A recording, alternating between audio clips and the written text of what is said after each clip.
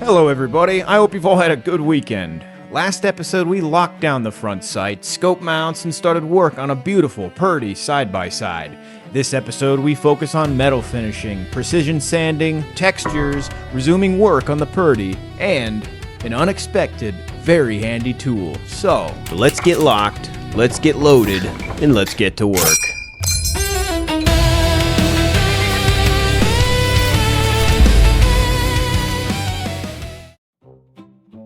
And for whatever reason, the Germans in 1943 carelessly left all of these tool marks in the metal.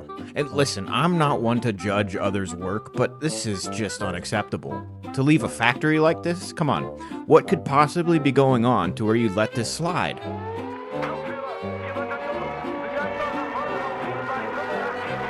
Whatever, it doesn't matter. Either way, we will need to fix it.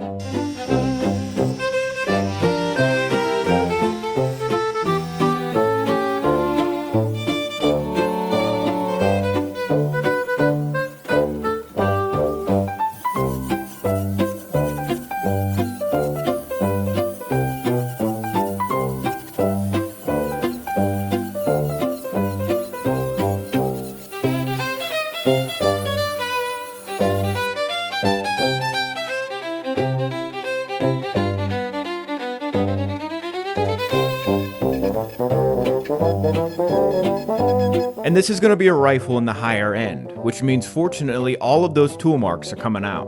The downside of this is going to be that this is a rifle in the higher end, which means all of those tool marks have to come out. There's a lot of steps involved in this whole process, metal polishing being my least favorite. But like the dishes, laundry, and matching your socks, it has to be done. Tell me in the comments what your least favorite is. Or your favorite, either one.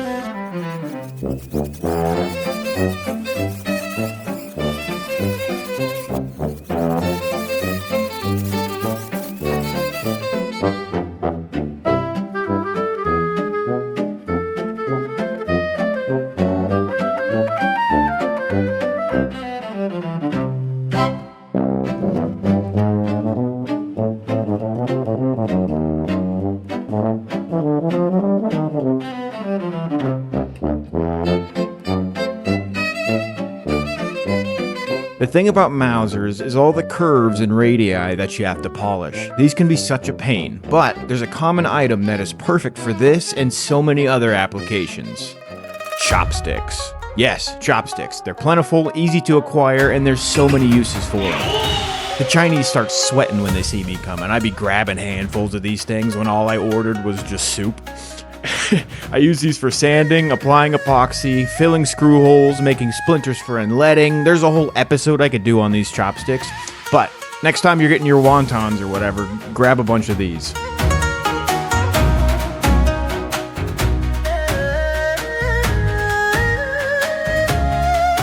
Speaking of the Chinese, You know those Chinese restaurants in America? They all have the same menu. They're called something like China Garden, China Taste, China Ocean.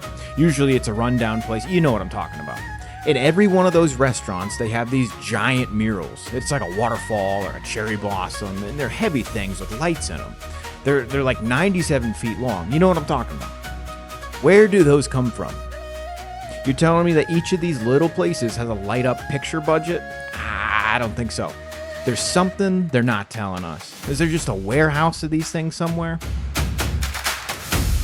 I'm just now realizing that this is coming out on Chinese New Year, so I'm sure that'll be in a fortune cookie somewhere.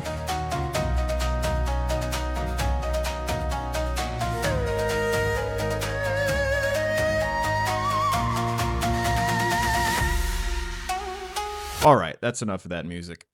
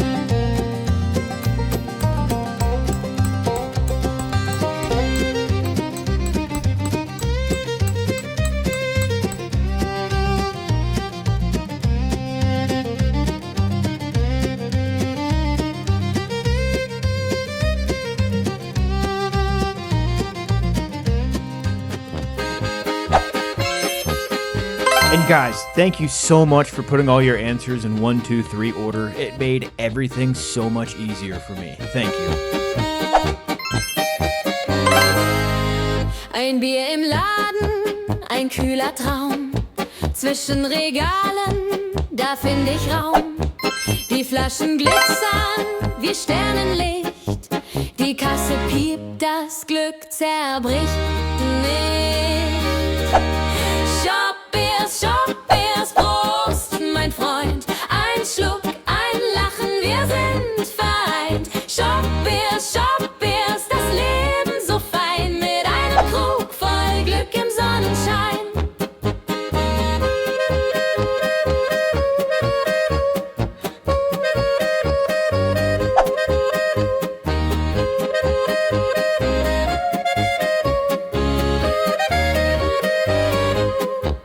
Der Kühlschrank summt, ein froher Ton.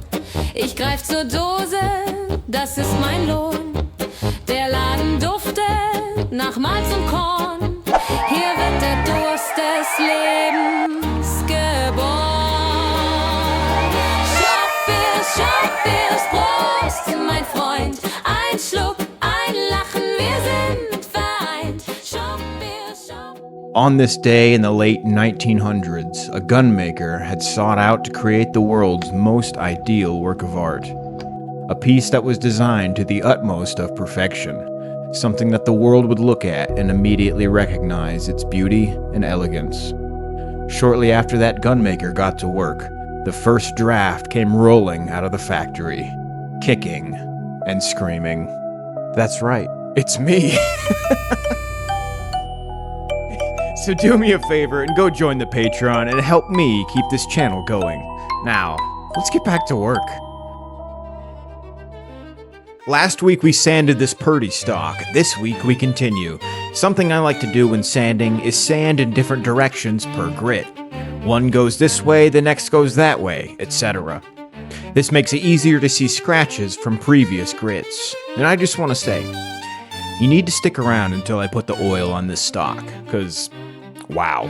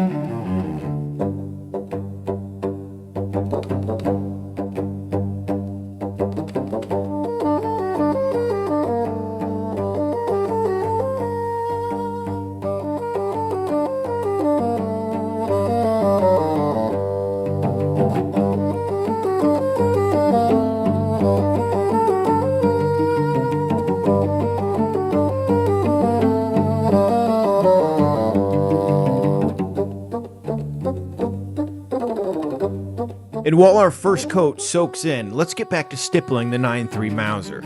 Believe it or not, besides looking cool, there is a secondary reason for the stippling. Type in the comments what you think that is. Later in the video, I'll show you firsthand what it does.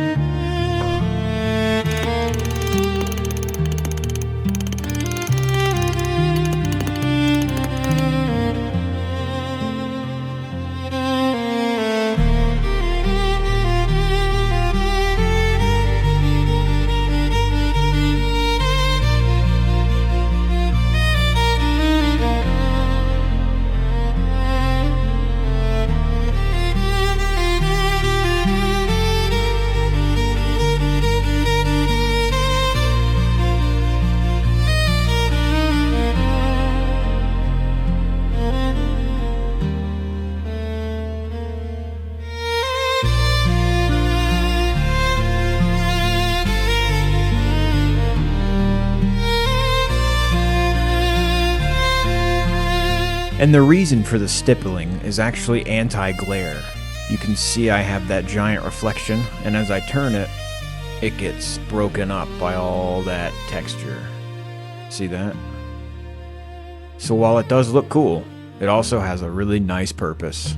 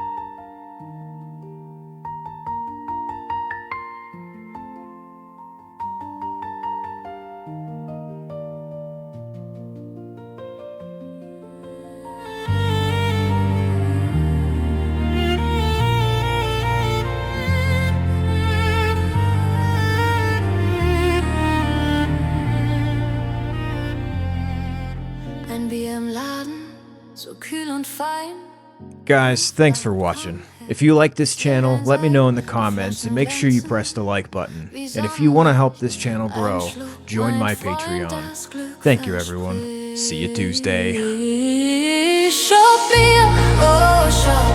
Wir heben das Glas.